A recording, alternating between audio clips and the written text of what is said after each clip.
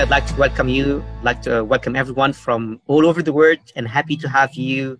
We have people from many, many countries, and that's really exciting to be able to meet and see each other, even with the lockdown and the corona happening all over the world.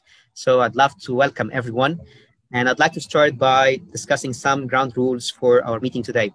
So as I just discussed a moment ago, you'll be on mute. And at the very end, if you'd like to unmute yourself, please do that. Just make sure that you don't have noise, you don't have like any noise around you that will distract others. Also for the camera, please keep it on because we would like to see you.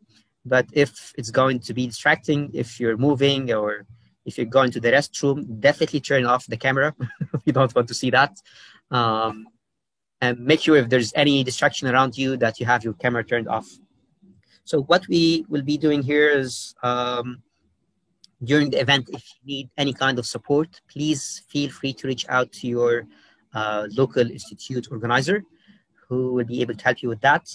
Also, during the meeting, if you need to leave and want to come back again, we will need to let you in.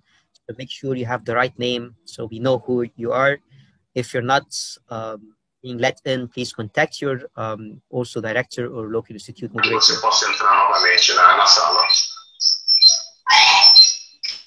again, please mute yourself and keep yourself muted till the rest of the meeting. And basically, that's it. One final note for questions. If you have questions, please send it to David. Write them and send it to David so it's easier for him to monitor that and see that. And that's it for me. So now it's time for David to say like a quick word. So please, everyone, welcome David to the meeting. Hello. Thank you, Mohammed.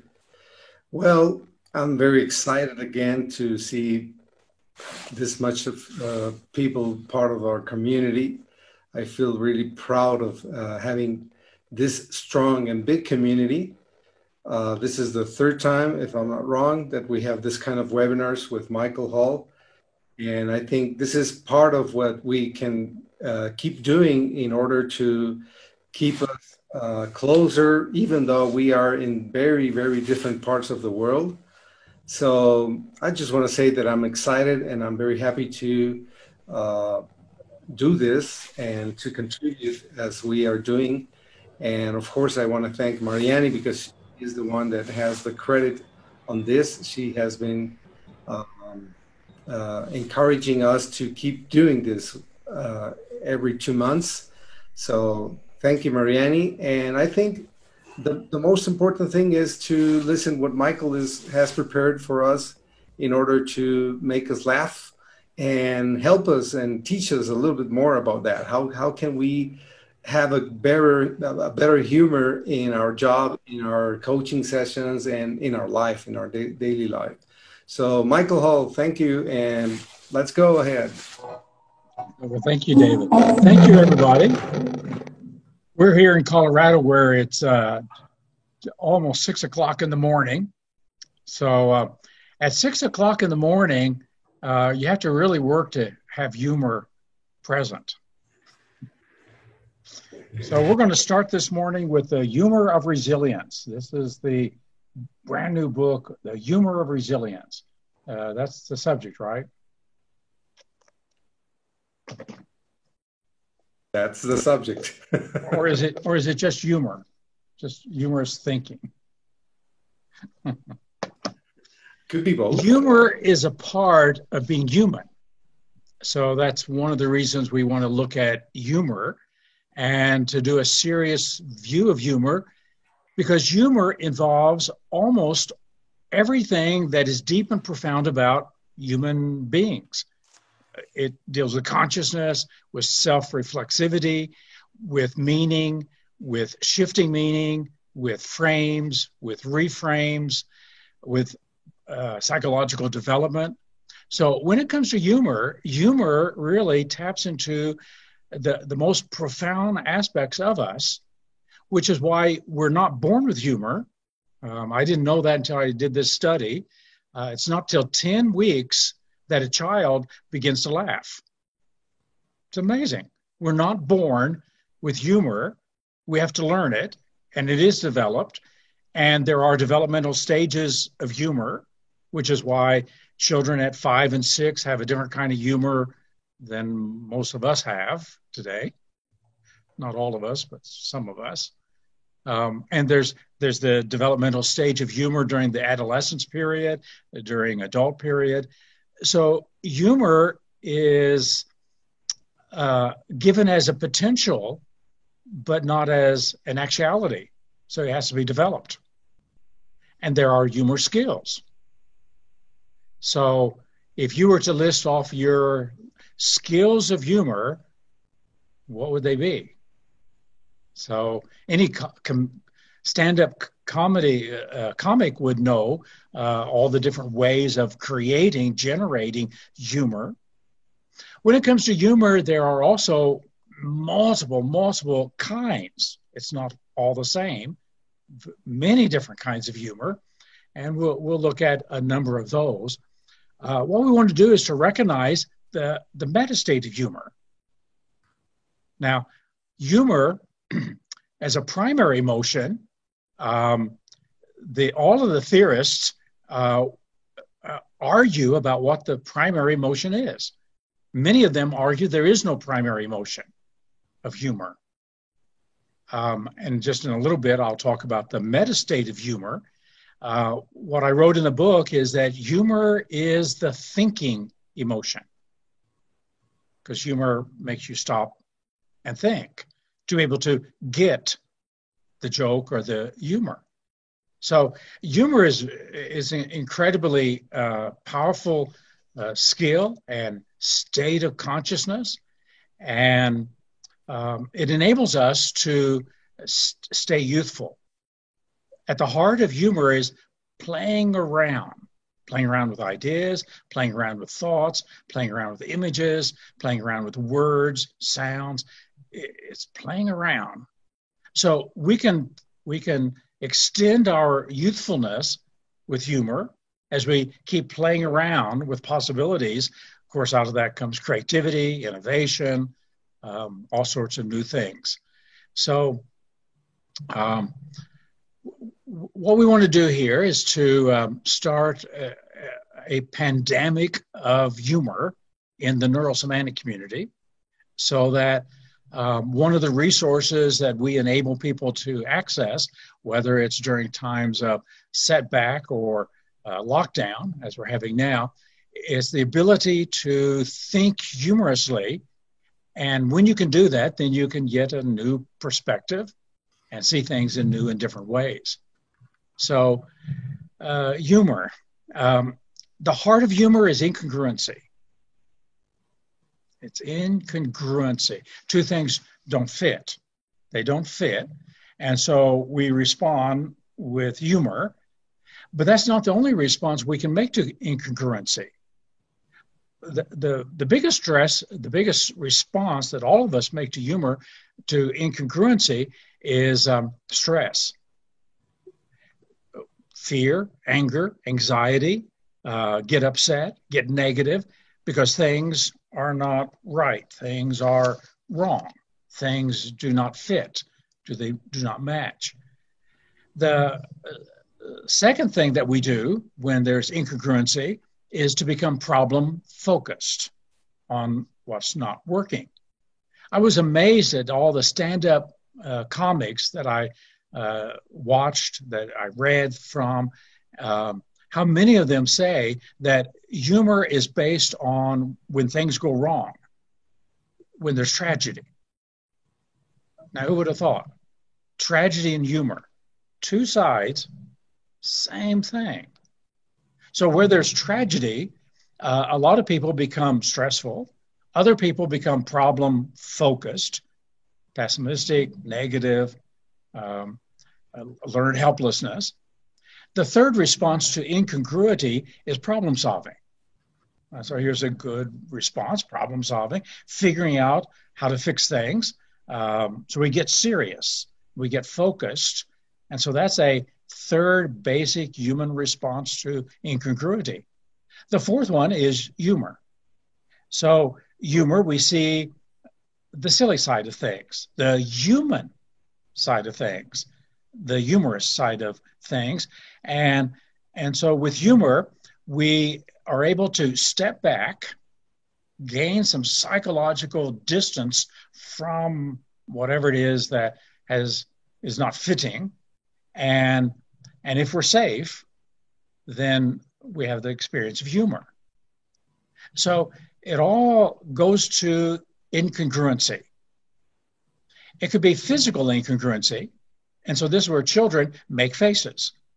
They make faces and laugh at each other, and it's incongruent. Or they do something that's inappropriate. Parents hate it when they do something inappropriate when they're out at the restaurant, but they do something inappropriate. They blow their nose, they burp, they fart, they do different things. And because it's inappropriate, because it's incongruous, it's physical humor. This was the kind of humor that Jim Carrey really specialized in. So humor is that response to incongruity, and as it responds to incongruity, then it gives us a look at the tragic side of life. One of the interesting things about all the comics that we viewed on YouTube and we studied in the study on humor was the close relationship between humor and tragedy. Humor and tragedy. So it's been said that there's two views of life: the tragic view of life and the comic view of life. So the tragedy view of life is one that is going to be serious, fearful, paranoid. It's going to be mentally rigid and intolerant.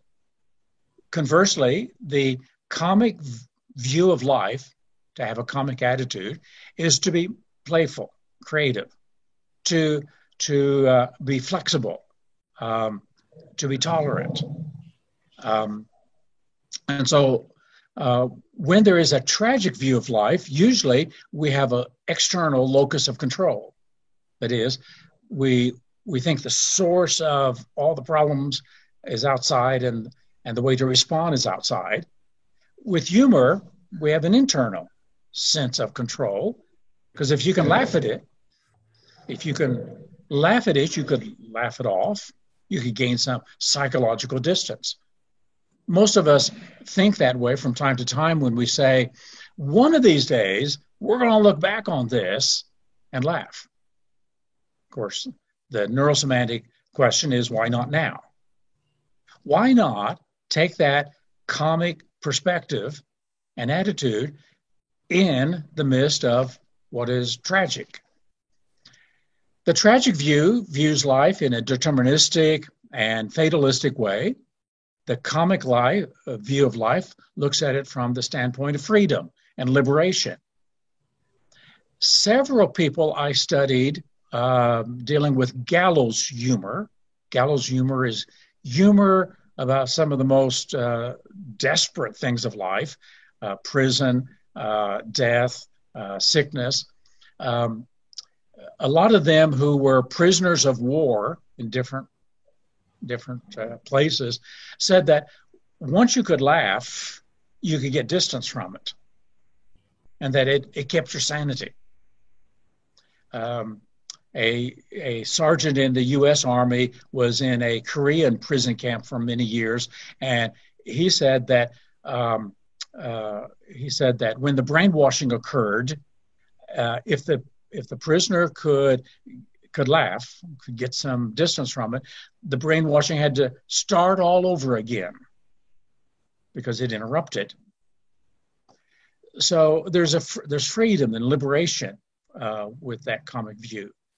So the comic and tragic views of life, two sides of the same thing, are so close. Let me read some statements from famous comedians. Steve Allen was one of the great comedians here in the United States. He said, comedy equals tragedy plus time. Comedy equals tragedy plus time. So looking back on it. Tom Boland said, humor is tragedy standing on its head with its pants down. Abraham Lincoln said to his cabinet, gentlemen, why don't you laugh? With the fearful strain that is upon me day and night, if I did not laugh, I should die. And you need this medicine as much as I do. He said that during the Civil War. George Bernard Shaw said, life does not cease to be funny when people die any more than it ceases to be serious when people laugh. We've created a dichotomy, laughter, seriousness, and laughter. And what we want to do with our metastates is to take our seriousness, our earnestness, our commitment, and we want to bring playfulness to it. So they're playfully serious. We're joyfully serious. And when we do that, then it changes the very nature of being committed and serious and earnest. So it's one of the basic things that we oftentimes do when it comes to seriousness and helping people to lighten up, take a comic perspective, look at it from the standpoint of how could this be funny, and then to bring that to our seriousness. What is humor? Well, it starts with incongruency. That's really the core of it. It's playing. So it's what we learn as children when we play around with physical things, and we play around with, we play games and we play in different ways. Now we're playing mentally, emotionally, relationally. We're playing around with solutions and problems. Humor is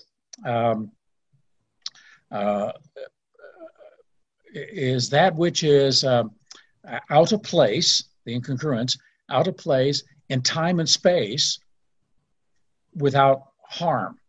That was Aristotle's definition. Without harm means it's safe, you're safe.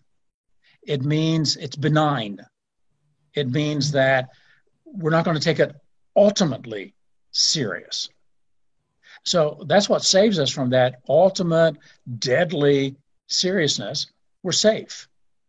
Now, from a neurosemantic standpoint, we're safe in ourselves. We're a human being, we're a person. No matter what happens, as long as we have life, then we have value as a human being. We're somebody. Now, if your self-esteem is conditional, there's going to be all kinds of times and places when you're not safe. And that's when we say to each other, that's not funny, because we're not safe. So the safer you are inside, the more likely you can take a comic perspective, a playful attitude toward whatever happens, which is going to then create more health and wellness, more freedom and liberation of your mind to be able to come up with good solutions. What is humor? It's cheerfulness. The comic perspective ultimately emerges in a cheerful, optimistic attitude that, oh, I could play with this. I could play with that. I think it was that attitude that created NLP in the first place. Because if there's anything that Richard Bandler had when he began, he certainly didn't take it serious. He certainly didn't take therapy serious. He looked at it from the standpoint of it as comedy. In fact, when he first met Gestalt's therapy, he thought that it was a joke. Now, put your mother in that chair, and I want you to talk to your mother. Okay, what are you going to say to your mother? What is she saying back to you? And he thought it was a joke. So a lot of the NLP patterns that arose came from looking at it from a humorous point of view rather than a serious point of view. You and I do that whenever we ask someone, what is the voice inside your head that's criticizing you? When we ask, what's the tone? What if you changed it to Elvis Presley? What if you changed it to Gollum? So we play around with changing the representations, and all of a sudden the experience changes, even though we've not changed the words. Humor is something that requires a lot of concepts. So the reason children don't get the kind of humor we have and the jokes that we tell, if they stay up and listen to a comedian on TV, oftentimes they don't get the joke, because to get the joke, you have to have the frame. Without the frame, the joke doesn't work. So it takes a lot of conceptual understanding, or a conceptual script, a cultural script. If you know that cultural script, then the joke will make sense. This is why humor and jokes do not translate well across language barriers and across cultures, because we don't know the cultural script. So some of the things that we were studying when we were looking at a lot of videos, a lot of YouTube videos of jokes, Geraldine didn't get it, which I thought was funny. She didn't get it because I had to explain the joke. I had to explain the conceptual frame. Of course, once you explain, now you're in a different state. You're in analysis, not comedy. Which brings up another aspect of humor. Most humor is instantaneous. It's really quick. It's really fast. And if you do it slow, it doesn't work so well. It's a surprise. It's a shock. It's a cognitive jar that gets a person. As a trainer or coach, we do this oftentimes when we set up a line of thinking, and then all of a sudden we shift it. It creates a reframe. And so what we do in reframing is the very same structural dynamic that we do in creating humor. We shift a person's way of thinking from one place to another extremely quickly. Here's another thing about humor. That sudden shift that occurs between the conceptual frame and the incongruency that suddenly appears is the friction between conscious and unconscious, which means that humor is the fastest trance of all. It just occurs just that quickly. You go into the story, whatever the joke is, you go into it, you're there for just a moment or two, and then suddenly it shifts. And what's happening is the expectation, unconscious expectation in the out of conscious part of the mind is shifted and jarred, and that creates the humor. That creates the laugh, the smile, the giggle, the chuckle that we have in response to it. So humor is a metastate of amusement. And when you think about the word amuse, at the heart of it is musing, reflecting. And so sometimes we don't get the humor until we stay with it a little bit. And then after we're musing on it, reflecting on it, thinking on it, then we get it. Humor is the thinking emotion. So that's what humor is. And as we look at some examples of it here in just a minute, we'll see these different aspects of humor playing out. So David, I'll stop for a moment. Yeah, thank you, Michael. I was listening to what you were presenting, and there are several things that caught my attention. So the first thing is how can drama or tragedy and humor can be so close at the same time? But it depends, as I'm listening to you, that it depends on how we frame it, how we understand the tragedy, if we understand it as a tragedy or we understand it as something humoristic. And the second thing that calls my attention, and I want to turn this into a question, is that we can have a moment of humor when we change, when we shift fast or surprisingly our perspective on something, and this could happen. And this is the question: can we provoke or have a moment of humor if we change our meta modalities in the representation level, or also in a meta level as a frame of mind? Can you tell us a little bit more about that? Yeah, yeah. Here's what Garrison Keillor said about death and funerals. They say such nice things about people at their funerals that it makes me sad to realize that I'm going to miss mine by a few days. So the subject is death.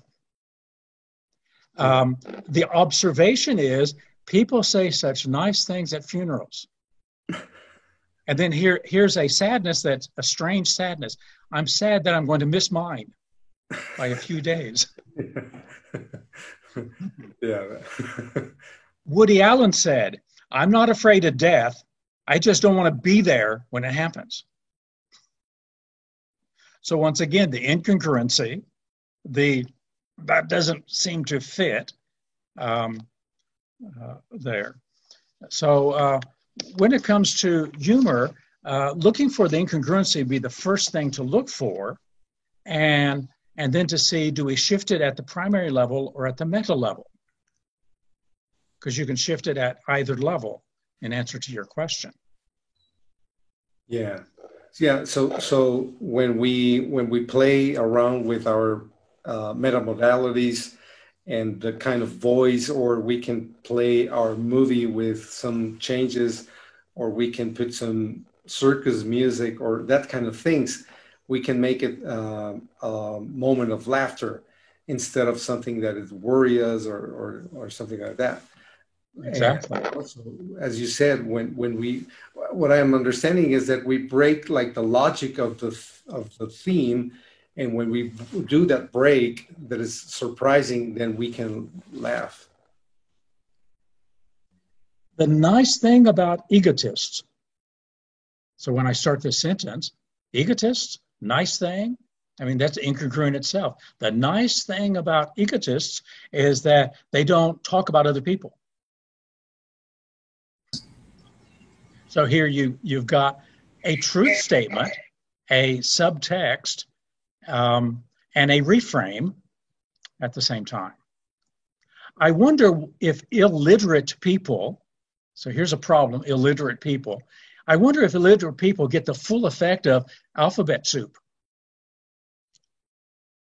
So here you got alphabet soup, a soup that's full of little pieces of ABCs. I wonder if illiterate people get the full effect of alphabet soup. So it's presented as a question. It's a silly question because you don't eat soup to read. Exactly. But that would be the frame. Yeah, exactly. I wonder who picks clothes for Stevie Wonder, is what Don Wrinkles one time said. So here's a blind person who is known for his fashion. Yeah. So the missing person there. So first of all, looking for incongruency, and then looking for how the incongruency is played with would be the heart of humor. Yeah, and as you said, Michael, I think it's very important to know like what's the concept, the frame that is behind the joke, because if you don't understand what's that frame, then it won't make sense, as you said. Sonia is asking, can we say that humor is a kind of reframing? Oh yes, definitely. I think that's at the very heart of it. You start off with one thing, a line of thought, and then you end up somewhere where you didn't expect. It's surprising. It's jarring. So and that's the structure of reframing. So the two have the very same structure. Rafa Ramirez is saying something, sharing something that in Mexico, many people say, I don't know whether to laugh or cry. Will humor be this close to drama? Right, laughter and crying. Exactly. Which is why sometimes for something very funny, we cry, and something very sad, we laugh. Yeah. Now, that kind of laughter also can be embarrassment laughter or nervous laughter. Exactly. So we have some more questions. Avir from, I think it says, the Egyptian society is known to make a joke of every tragedy or serious issue passing by them. This leads people to sometimes enter a state of denial. How can we avoid this denial state and instead make humor work for us and not against us? So this would be the misuse of humor. Humor, like anything powerful, if you got a powerful tool, it can be powerfully used for good. It can be powerfully misused. That would take us into the whole subject of dark humor, where humor is used to hurt people, laugh at instead of with people, be sarcastic humor, aggressive humor, attacking humor, which is usually the humor that's involved in racial humor and other kinds of humor. So that's the downside. That's the misuse of it. And if you can laugh something off, if you can get some distance from it, you could also deny it. And so that would be taking it to the extreme. So as with anything, balance and perspective and also doing it out of a state of compassion, because whenever there's anger and you're using your humor for anger, for aggression, it's going to be hurtful. Yeah. Because now you're mocking and ridiculing and laughing at people instead of laughing with them. So they're like tiny lines that we need to take care of. That's what I'm understanding. Karima from Tunisia, I think he or she says, here in Tunisia, there are people who become so humorous in deaths, including myself. I believe this is universal. What does this mean? So humorous in what? In death. In death. Well, I'd have to know more that is said than just that. Yeah. Regardless of the death, if the funeral is to celebrate the person, then to celebrate and to remember the good times, the times when we laugh together. I mean, that's a great way to honor a person's life, that to recall the good times and the joyful times. So there could be that. It needs to be balanced. So as with anything, remembering the good times, remembering also the emotional moments in which a person struggled to be courageous or dealt with their humanity and their fallibility. Okay. We have some more questions. Can we learn to be humor? Because people use the word sense of humor. Can that sense be learned? Oh, yes. So that's one of the things that I put in the book. I got 2 or 3, 4 chapters in the book on how to develop your humor potential.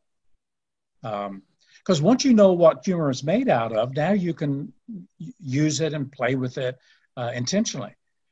The first thing, and going back to what we just said, is make sure you're in the right state. Be in a state where you're okay.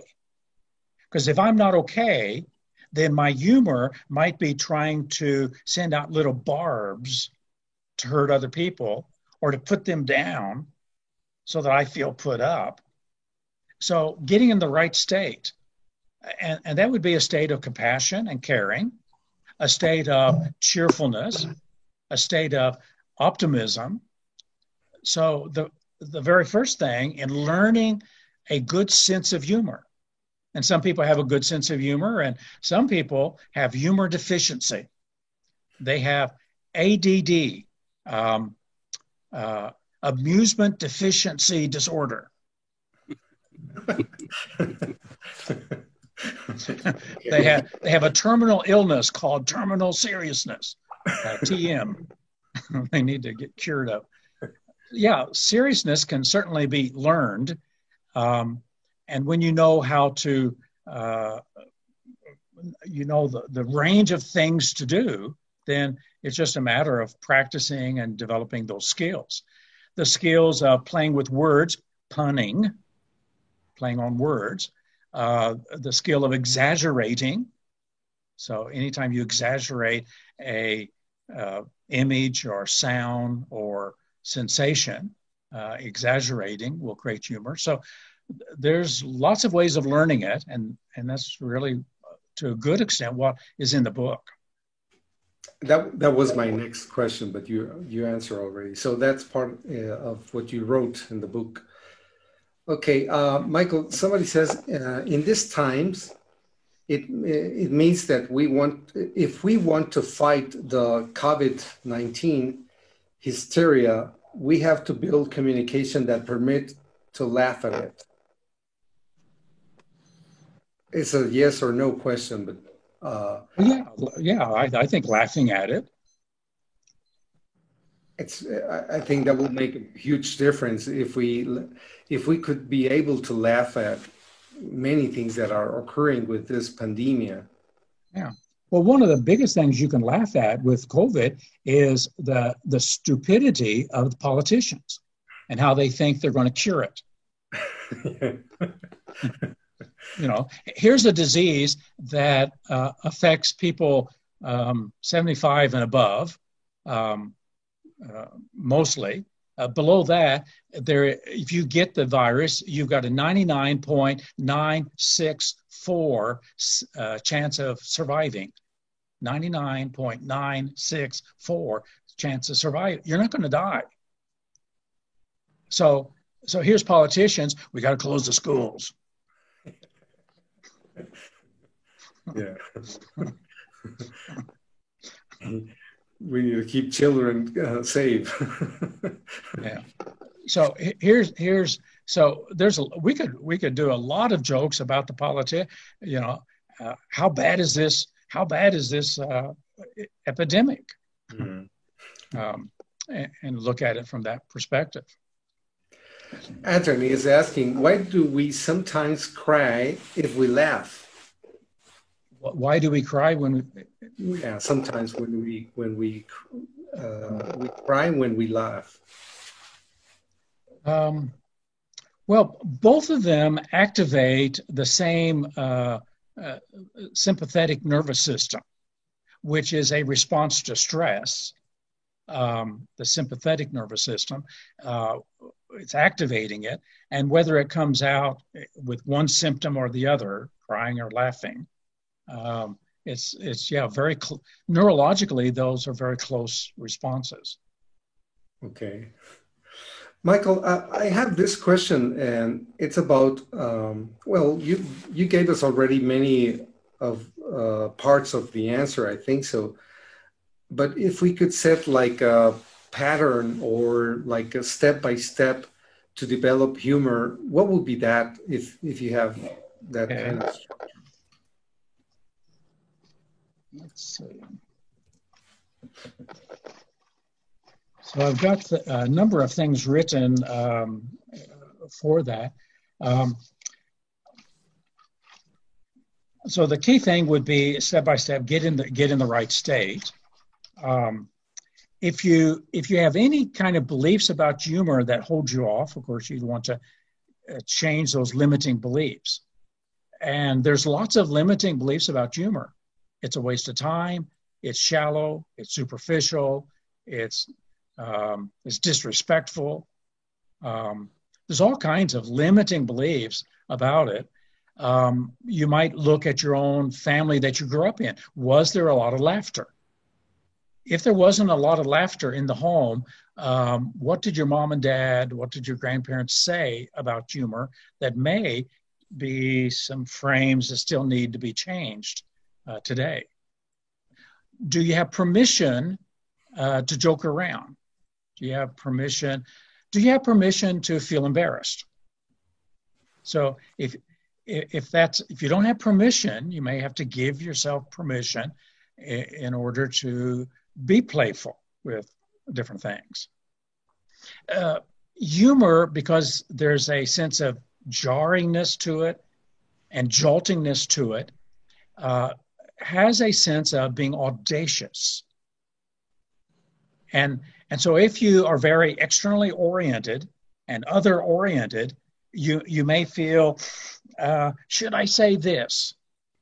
Because it may be too audacious and may not have permission to do that. So you might want to provide some permission to say some of those things, especially if you're going to use humor with your clients.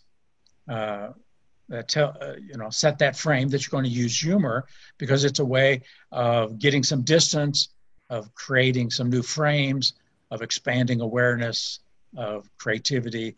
And so setting those frames so that people don't think you're laughing at them.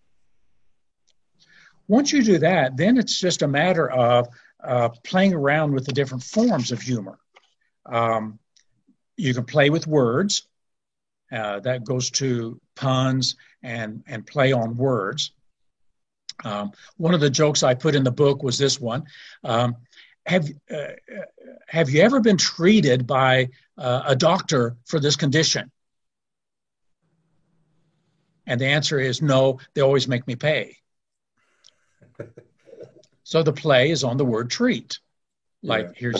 Here's a free treat. Yeah. So playing with words. And so actually, as a neurosemanticist, as you listen to words and play around with the words, you can create some humor. Because people say the funniest things. A lady went into a clothing store and she said, may I try that dress on that's in the window? And the person says, yes, but I don't think you better, wouldn't you think it'd be better to use the dressing room? Of course. So playing with words, playing with phrases. Another form of humor is the unexpected. The unexpected. One of the ways we do that in neurosemantics is someone says that they got this problem, they procrastinate, and we respond, that's a great skill. Mm-hmm. Yeah. So it's an unexpected skill. Yeah. Well, you're good at it, aren't you? And you're regular and you're systematic and you do it just so smoothly to procrastinate. So it's unexpected. Yeah. You have a PhD on procrastinating. It's like, oh my God. Yeah, PhD in procrastination. So an unexpected response will jar the person, and then they think, what did I say? What was that response? How did that work? Which gets them into the thinking mode. Exactly. Okay, I think this is a very good question. Is there a way that we can use humor in helping someone who is having an anxiety attack? I'm sorry. This is from Anna Dalisai. Well, so obviously the most common thing that we want to do is to interrupt the state. And so state interrupts can be just anything unexpected, out of the ordinary. And the more it jars, especially if there's a sense of safety, can create humor. Yeah. I was reminding right now that I don't know exactly where, but I learned in an NLP practitioner or master, I don't remember exactly where, but I remember that when a person is having an attack, any kind of attack like panic attack or anxiety or something like that, if we ask that person to tell us the story that he or she is telling to himself or herself, but at the same time following the fingers with their eyes and interrupting all those eye cues, it just, in the most, almost every case, they start laughing. I don't know if that could be like, what could you say about that, Michael? So that came from Steve Andreas. He came up with using the eternity symbol. So it's the 8, on the side, the eternity symbol. And so when you do the eternity symbol, you're going to go to the visual, to the kinesthetic, to the auditory. Yeah. And so as they do that, it's such a weird thing, and it's going to interrupt the person. What are you doing? And if their eyes follow it, so that you can say, just let your eyes follow my finger, or get a pin of some sort, follow the blue pin. Yeah. Then it creates that interruption. And Steve wrote several papers on how he thinks that does an eye integration process. Okay, awesome. Sheila is asking, what will be a good belief for a person to have to get permission to have humor? A good belief for a person. A good belief. Well, so knowing that humor is what makes us human.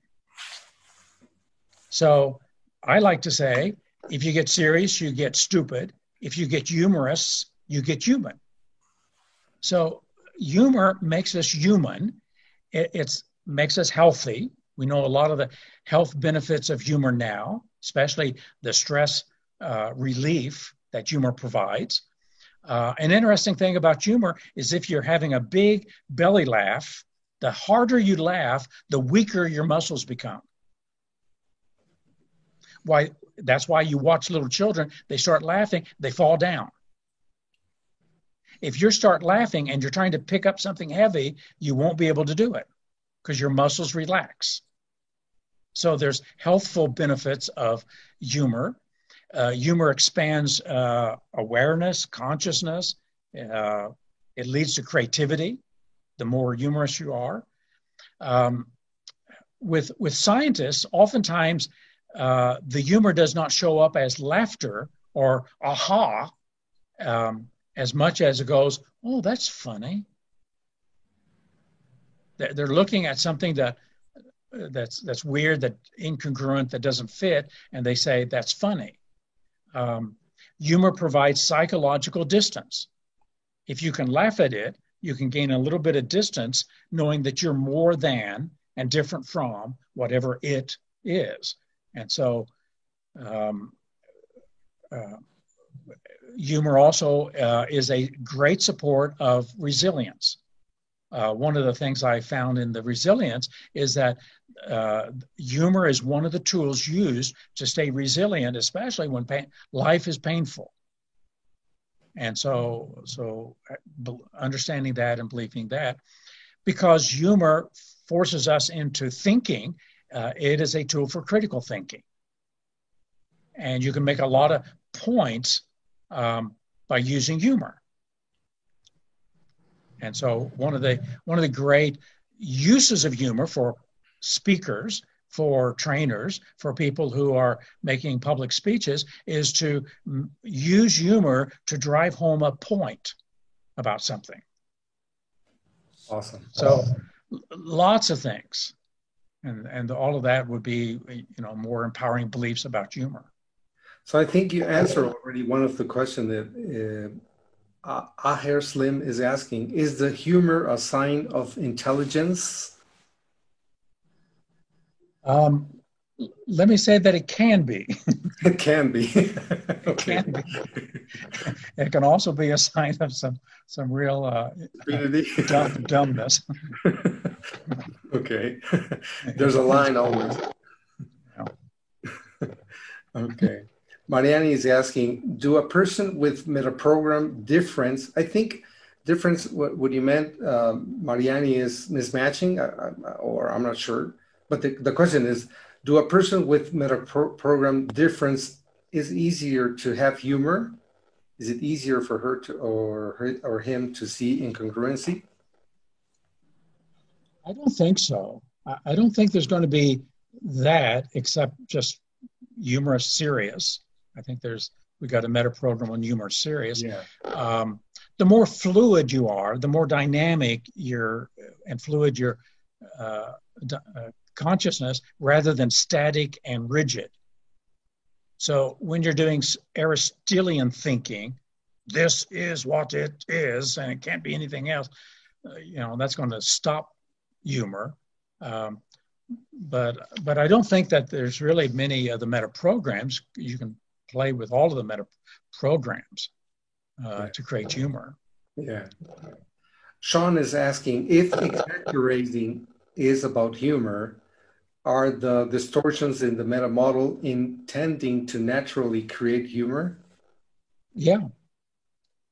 So one of the things I put in the book on executive thinking about the meta model was the humor in the meta model. Of course, the one that jumps out at all of us is someone says, nobody loves me. And we go, nobody. This always happens to me. Always. Yeah. And so the universal quantifier, when you challenge it, by its very nature, it's a humorous response. Okay. Sonia says, humor is the same of vitamin H to increase immunity. Immunity. Do you want to say something about that? So one of the other empowering beliefs about humor is that people who laugh together stay together. You can tell the quality and the bonding, the connection of a team by how much they laugh. And you can also, if you go into a team and there's no laughter, there's no fun, there's no joy, then the coherency of that team is weaker. The more they laugh, the more coherent. We might even go so far as say, be careful who you laugh with. Because when you laugh with other people, that creates a bonding and a connection, and you may be connecting yourself with groups that you may not want to be connected with. I think you pointed out something very important, Michael. I'm going to think loud, because when I'm thinking in a training format, we as trainers, if we don't have like different moments of provoking humor, it will be like a disaster training, or at least the level of learning will be pretty down. What would you say about that? Yeah. Well, yeah, humor is what enlivens and activates, creates a lot of vitality and energy in a training. And so if there's not some laughter going on, a trainer who makes any mistake, and every trainer is going to make mistakes every time they get up on stage. I mean, just count on it.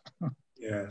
And if you can laugh at yourself, then you invite other people into the experience of lighten up and maintaining a comic experience. You also wrote something earlier about using humor in coaching sessions. What will be like an example of a good moment or a good situation to make something funny? Or well, first and foremost, any incongruency. Okay. Any incongruency gives you an opportunity to invite them, instead of going into stress or problem focus.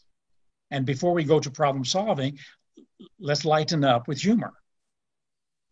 So any moment of incongruency, if you can get tickled by that, if you have a small chuckle, then you can share that perspective with your client, helping them to take a lighter view of it.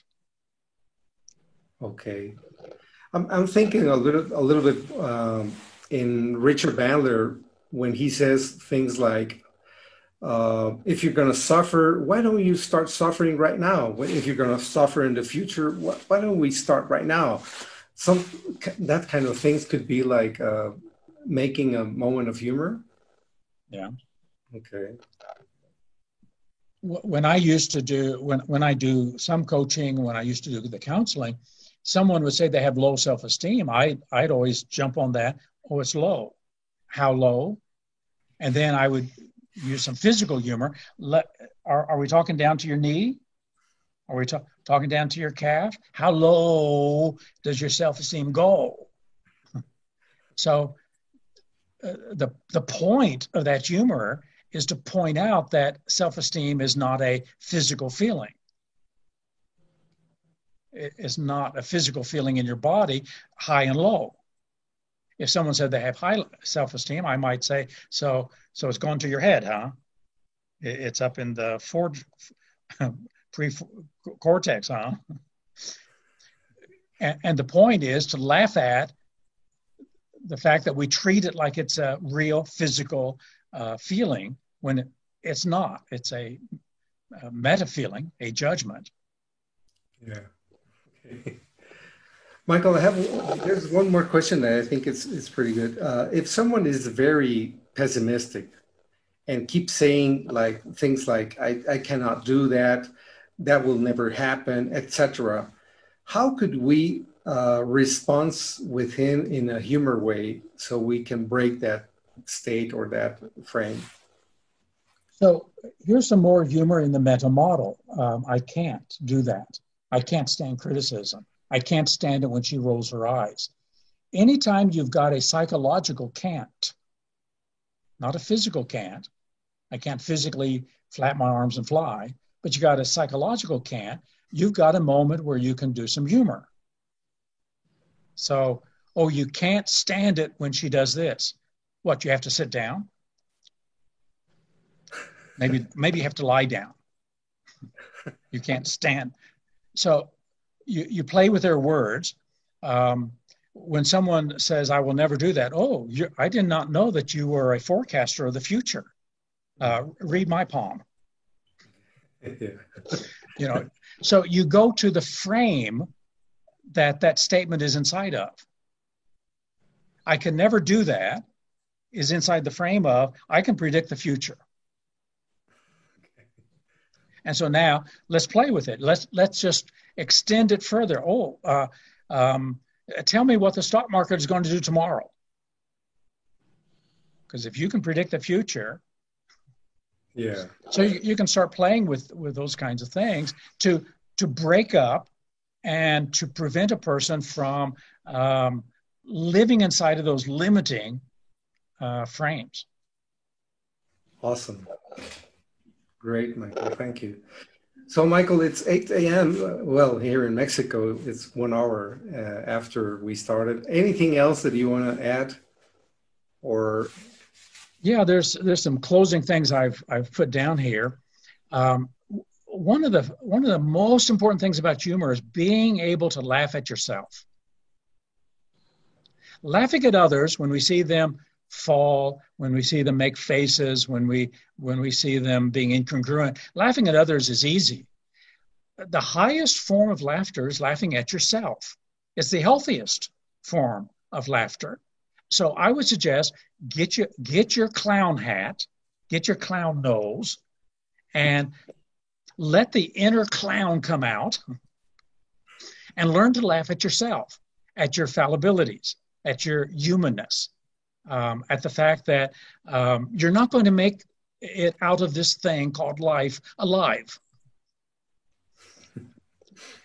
So laugh at yourself.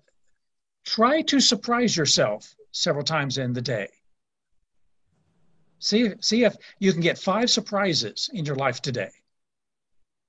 Because surprise is part of humor and laughter. So that'd be the first thing. The second thing is learn to use humor to interrupt yourself and others. So now we go to that interrupt pattern. Develop several humorous interrupt patterns. And so you can interrupt, as David mentioned, about eternity circle symbol, but come up with other ways of humorously interrupting yourself and others, because we can get too serious. We can get just so earnest, so serious, and we can start being so narrow-minded and rigid that we think that everything's going to determine and fall upon this one thing.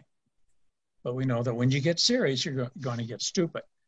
I would say set out to develop some humor skills. And there are a lot of skills of humor. Dr. Seuss, if you know who Dr. Seuss is or was, from there to here and here to there, funny things are everywhere. If you have eyes and ears to see and hear them. So develop some eyes and ears for humor. Humor is playfulness. And if you want to keep your youthfulness and especially the flexibility of mind, be playful. So see how playful you can get about things. Here's an example from a hotel.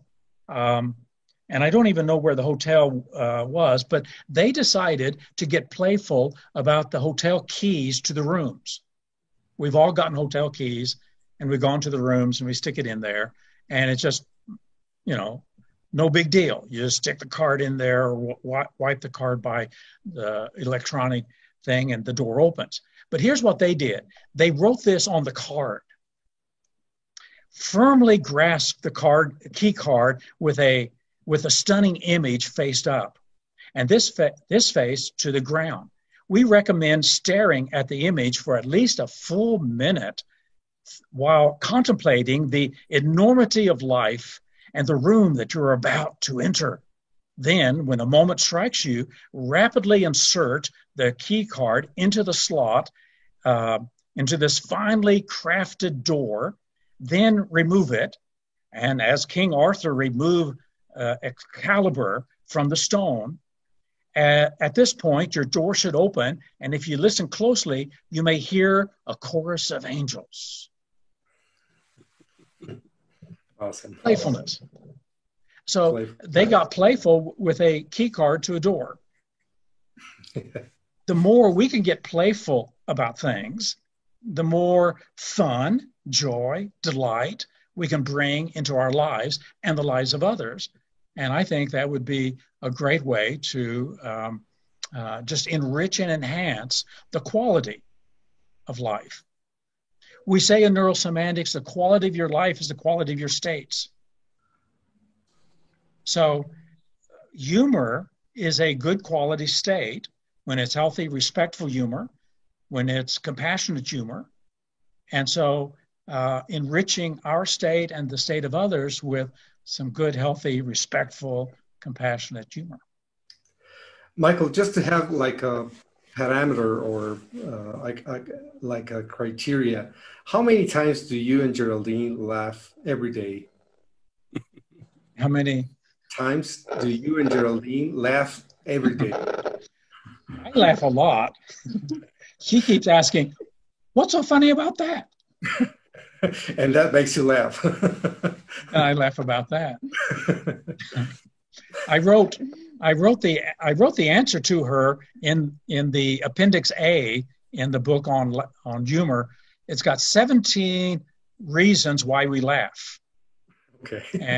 And she says, what's so funny about that? And I say, number 3, number 7. So you need to memorize them, Geraldine, don't you? Okay. I probably laugh 100 times in a day. Wow, that's awesome. That's amazing. But I have someone I can laugh with. Sometimes. Until I do it too much, and then I'm in the doghouse for a day.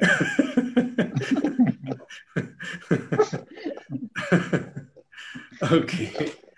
Thank you very much, Michael. Thank you. Mohammed, I think we're going to take a picture, or I don't know if we have something else to add.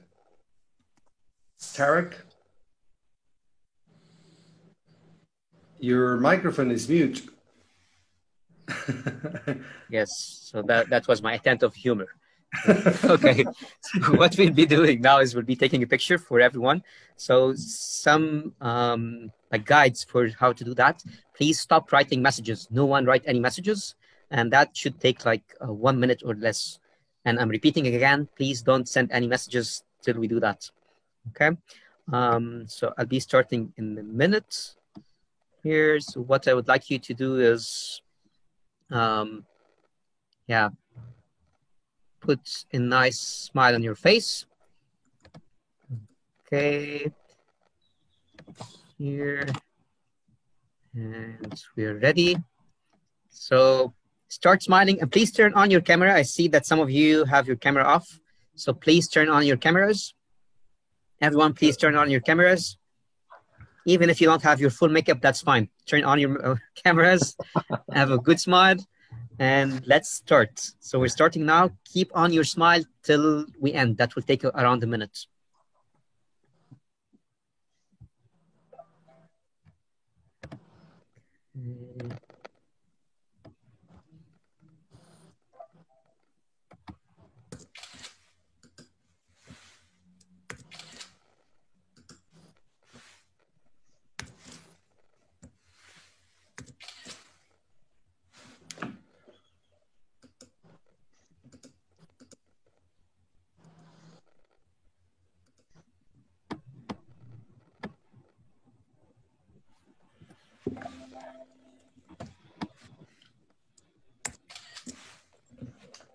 I think it's time to laugh. Be laughing, and I'm almost done. So keep your smile on.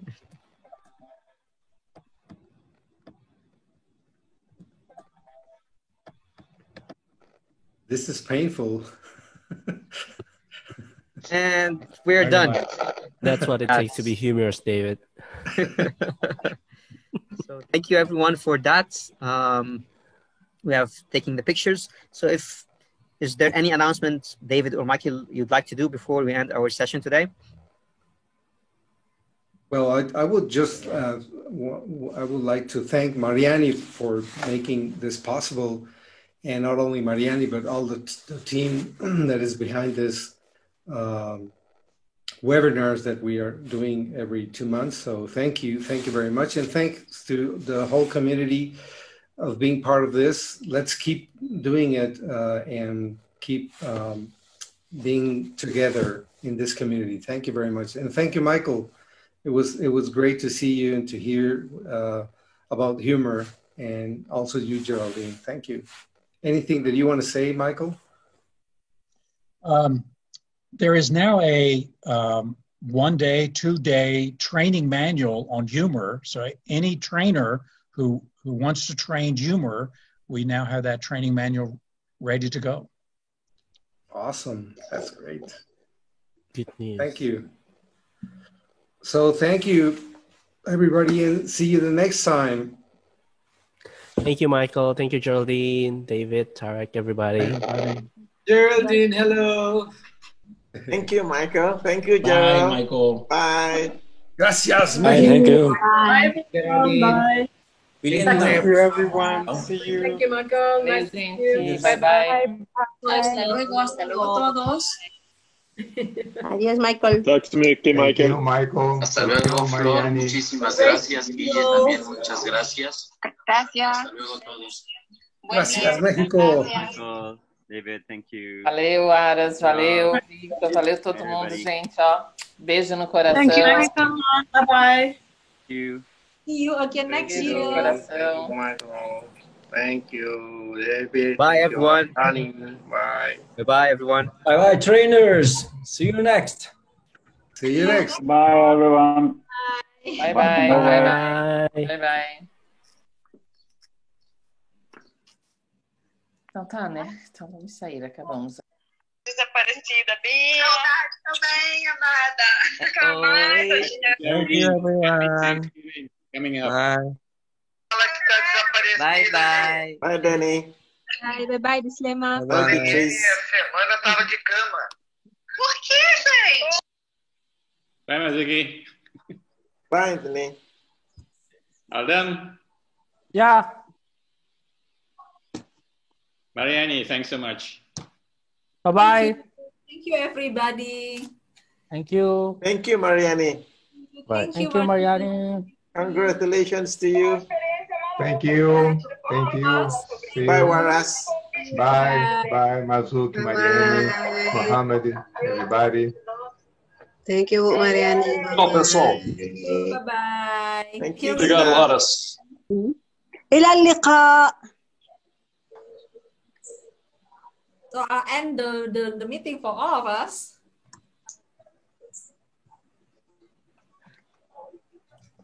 Thank you. Bye-bye. Bye-bye.